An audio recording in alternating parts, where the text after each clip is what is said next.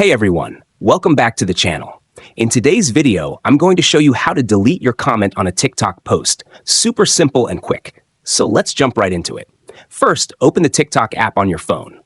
Once it loads, it should bring you to your main feed. Now, tap on the profile icon in the bottom right corner to go to your TikTok profile. Once you're on your profile, tap the three lines in the top right corner to open the menu. From there, select Settings and Privacy.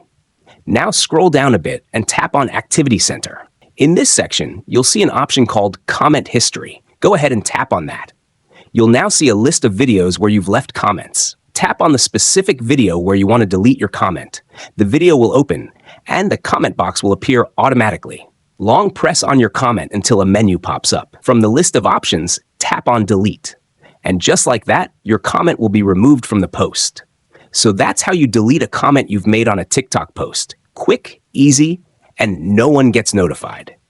If this video helped you out, don't forget to give it a like, subscribe for more TikTok tips and tricks, and drop a comment if you have any questions.